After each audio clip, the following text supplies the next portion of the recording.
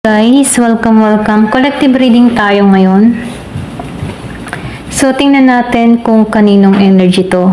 Be open-minded po, hindi po halos lahat makaka-resonate. Kaya, piliin nyo na lamang. And thank you nga po pala sa mga nag-subscribe, lalo na sa mga bumabalit. Marami pong salamat. Start na tayo. Give me the message for collective. Kaninong energy to? Give me the message for collective. Kaninong energy to?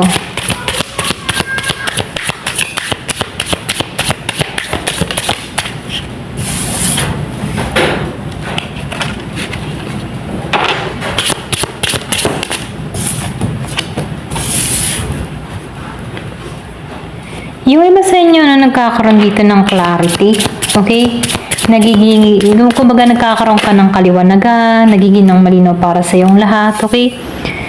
Nakikita ko dito, dun sa iba, humahanap ka dito ngayon ng mga bagong ideas, meron ka mga bagong plano, okay? Meron ditong tao na sinusunod niya na yung isipan niya dito, okay? Para sa tagumpay. Kumbaga, nagkakaroon to ng clarity sa kanyang kaisipan na kailangan sumubok, okay? Mag-try, ganun ano. Or, pwede rin sabihin, nalampasan na ng tao nito yung mga pagsubok na nararanasan niya, okay? Kasi nagiging ng malinaw sa kanyang lahat kung bakit naranasan niya to, okay? So, nakikita ko dito, nagko-concentrate to, okay? Kumbaga, nakatuon siya sa gusto niyang makamit, okay? So, nakikita ko rito, merong Gemini, Aquarius, and Libra. Malakas ang Aquarius. So, nakikita ko rin dito, no? Yung iba naman sa inyo, nakikita ko dito na mas pinagtutuunan mo mag-budget, okay? Yung bang tipo na kailangan na mag-budget o pwede rin sabihin, isinink-in mo na sa isipan mo na kailangan na magtipid, okay, para sa kinabukasan, or pwede rin na may pinag-iipunan ka dito na kailangan magtipid para makakuha itong gusto mong mabili, okay? So, meron kang pag-iipon na ginagawa dito. Nakikitaan ko rin dito na yung iba sa inyo, yung bang tipo na financial secure ka, okay? Yung bang hindi ka nawawala ng pera. Alam mo, yung limitasyon mo, okay? Kumaga, nagiging kang kuripot, nagiging kang matalino sa paggastos mo ng pera. Hindi ka basta-basta nabili ng mga kung ano-ano na hindi naman importante. And then, nakikitaan ko rin dito ang Virgo, Capricorn, Taurus. Malakas ang Capricorn. Malakas ang Aquarius. Meron Taurus and Scorpio and Virgo.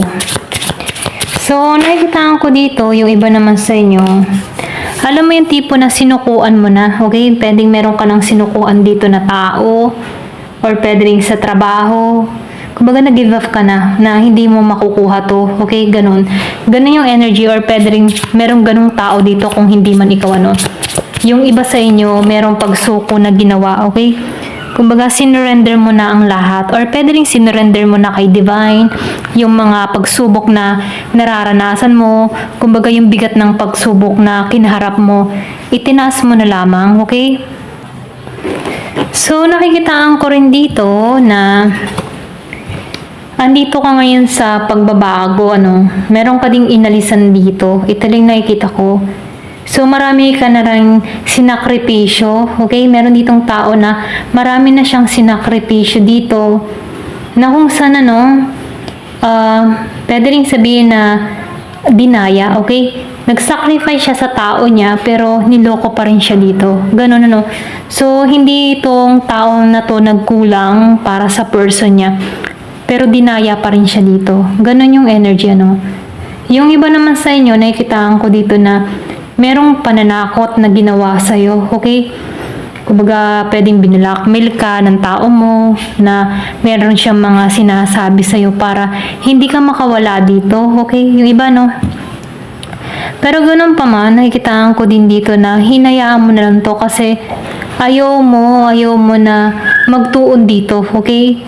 So, yung iba naman sa inyo, meron dito na kulang sa usap. Kumbaga sa kulang sa usap, pwedeng hindi nakikipagkasundo, ayaw makipag-usap sa tao niya dito.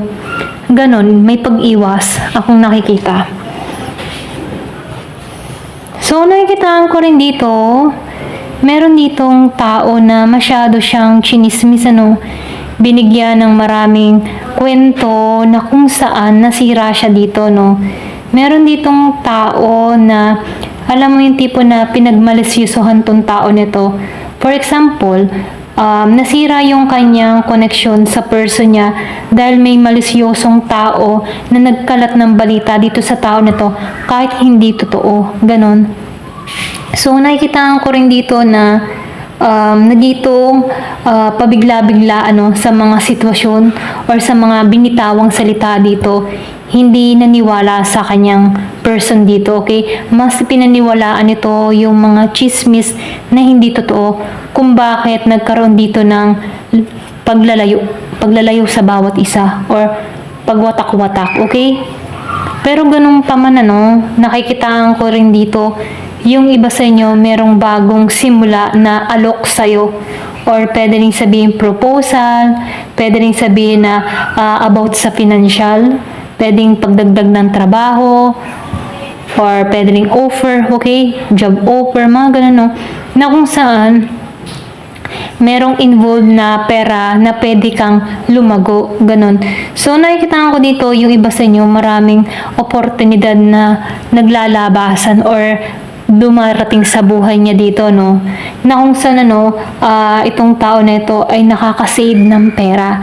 Yung iba naman sa inyo, merong pinag-investment na merong benefits or meron siyang profit na nakukuha dito sa pinasukan niya, okay? Ito lang yung nakikita ko. Na nakikitaan ko dito yung iba, minanifest mo to kumbaga meron tong hiling na ginawa na sana magkaroon siya ng maraming pera, okay? Na kung saan yung minamanifest niya about sa pera ay unti-unti nang dumarating sa buhay niya, okay?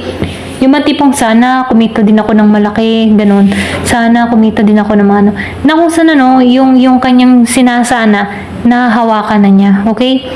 Merong Virgo, Capricorn, Taurus. So, hindi halos lahat sa part na to, So, nakikitaan ko dito yung prosperity, paglago, pag-unlad, masagana, okay? So, yung nakikitaan ko dito, yung patient, nagiging patient yung iba sa inyo. So, ito lang yung masasabi sa patient, yung pagiging mong mapagpasensya.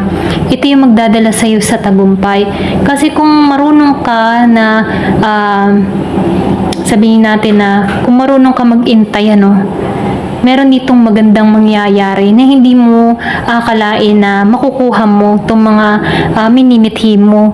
So, meron ditong offer dun sa iba, bagong trabaho, or pwede rin meron kang mga tinarabaho nitong mga nagdaang buwan.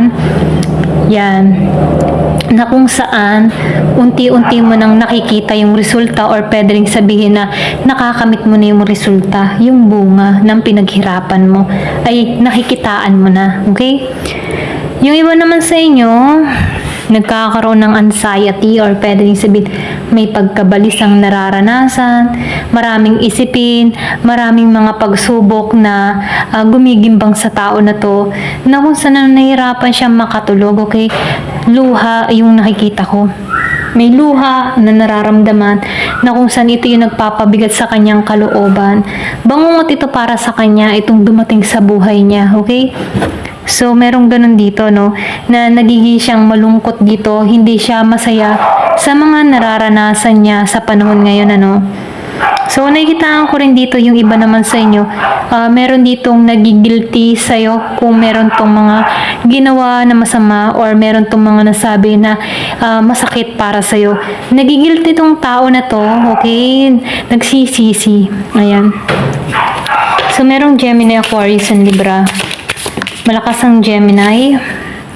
May pagsisisi na nangyayari. Pero ganun pa man, meron ditong maybe. So, nakikitaan ko dito na meron ditong balance na parating. Kumbaga, hinahanapan mo ng balanse yung sitwasyon na kinakaharap or pwede rin meron ditong tao na hinahanapan niya ng balanse ang lahat, okay? Kumbaga, nakikitaan ko dito kahit nakakaranas to ng ups and down, hindi siya na nawawala ng pag-asa sa taas, okay? Nananampalataya siya dito na pagkakalooban din siya dito. At yun yung nagaganap sa kanya, no? So, nakikitaan ko dito na meron dito na marireceive yung iba na pera, okay? Meron dito magta-transfer na pera, okay? Kumbaga, inaasahan mo to, okay? Or pwede rin meron dito magpapadala ng pera sa'yo. Yung iba sa inyo, no, meron marireceive na pera. So, nakikitaan ko rin dito, yung iba naman sa inyo, meron ditong proposal na parating, okay? Pwedeng meron dito nagpapasa rin sa'yo or pwedeng meron ditong gustong magpahiwatig ng kanyang nararamdaman sa'yo, okay? So, nakikitaan ko dito na sinusunod ng tao nito yung kanyang damdamin para makuha yung loob ng tao niya dito. Kumbaga, itong tao nito ay nagiging gentle, ano? Kumbaga, meron siyang mahinahon na pananalita, mahinahon na kilos, okay? Na kung saan, itong tao nito ay mabuti, okay? Meron siyang magandang pag-uugali, na kung saan, madali ka ding ma-attract dito, okay? Sa mga ikinikilos nito sa'yo, kung paano ipapahalagahan ka nito, okay? Sa pagpapahalaga niya sa'yo. So, nakikita ko dito na gentle tong tao na tong parating. Dun sa iba, no, meron ditong tao na parating or pwedeng bagong tao na parating na kung saan dito mo mararamdaman yung totoo na pagmamahal. Okay? Kumbaga, attract. Charming to. Siya yung tipo ng tao na hindi nahihiya ipahayag yung kanyang saloobin, yung kanyang nararamdaman kahit corny na, ganun. Ayan. Give me the message. Merong Ace of Wands reverse. So, nakikita ko dito yung Aries, Leo, Sagittarius. Meron dito kang na-miss, okay? Or pwede rin sabihin na meron kang napalampas na oportunidad dun sa iba, no? Nakikita ko dito, meron kang mga talento na hindi mo na ipakita sa iba. Okay? Kumbaga, pwedeng nahihiya ka or pwedeng sabihin na merong pumipigil sa'yo. Kumbaga, yung creativity mo or yung iyong talent ay may blockage, ano, kung bakit hindi mo na i-share sa iba. Ayan. Pero ganun pa man, nakikitaan ko dito, sinasabihan ka dito na huwag kang mag-alinlangan, no? Kung ikaw man ay may mga plano na parang may pumipigil sa'yo, huwag kang mag-alinlangan, ano? Kasi meron ditong maganda na ipagkakalob sa'yo. Ayan. So, tingnan natin dito sa card na to. Ano pa yung mensahe? Tumansik to, no? Crossroad. So, meron ditong crossroad. Yung iba sa inyo, meron kang mga pinagpipiliang landas or meron kang mga choices sa buhay mo. Okay? Meron kang mga pinag-iisipan. Alin ba dito yung pipiliin ko? Or pwede rin meron kang tao na pinagpipilian dito or pwedeng trabaho, sabay na dumating tong trabaho sa buhay mo. Kasi maraming oportunidad na darating sa buhay mo na kung saan ikaw yung magpapasya dito. Okay? Pero sa tingin ko, no, kahit anong piliin mo dito, maganda naman ang kalalagyan mo. Ayan. And the ship. So, nafe-feel ko dito yung travel. Maybe yung iba sa inyo, nag-iisip ditong mga ibang bansa or magbakasyon, okay? So, pwede rin merong pumipigil pa sa'yo kung itutuloy mo ba to, okay? Meron ako nakikita ditong paglalayag, ano, or pwede rin sabihin paglalakbay. Pwedeng sa ibang bansa or pwedeng traveler to, okay? Nakakapunta to sa iba't ibang lugar, okay? Or pwede rin dito ka patungo, no? Makakapunta ka sa iba't ibang lugar. Ayan, pangarap mo to, minamanifest mo to. Yung iba naman sa inyo, hiling mo magkabahay. Pero nafe-feel ko yung iba sa inyo, meron tutungo sa bahay mo. Kumbaga itong tao neto, pwedeng meron kang anak dito kasi meron akong nakikita ditong renew or revert, ano. So, nafe-feel ko dito, meron ditong gustong makipag-renewal or makipagkasundo sa'yo. Rider pa rin, ano. So, nafe-feel ko dito, patungo to sa'yo. Year of the Horse, doon sa iba, okay? Or pwede rin ikaw, Year of the Horse ka dito. So, rider to, no? Patungo to sa'yo. The Star. So, meron kang hiling na matutupad, okay? Kung ikaw ay matagal nang nahiling dito, meron ditong tao, yung ba tipong matagal ka ng single nahiling ka, meron ditong tutungo sa'yo, okay? Nasa yung between, pumapabor sa'yo ang langit, okay? So, nakikitaan ko dito na ipagkakalob tong tao na to sa'yo. Yung iba sa inyo pwedeng nasa LDR situation or pwede rin meron kang taong kausap nasa malayo, no? Patungo to sa'yo. Kumbaga, maybe nakasulat na to sa mga tala na pagtatagpuin kayo dito, okay? Kaya lang may crossroad. Pwedeng mamili ka sa dalawang tao o pwedeng new and pass ang dumating sa'yo. Mamimili ka dito kung alin pat yung tatahakin mo. Pero ganun pa man, ano? Enjoy your life, okay? Enjoy mo muna yung buhay mo. Kung nahihirapan ka na sa sitwasyon, dun ka muna mag-focus, ano? Kumbaga, kung talagang ito'y parating sa buhay mo at talagang mamimili ka dito, piliin mo kung saan ka magiging masaya. Ayan. Ito lang yung mensahe. Thank you for watching. Love and peace.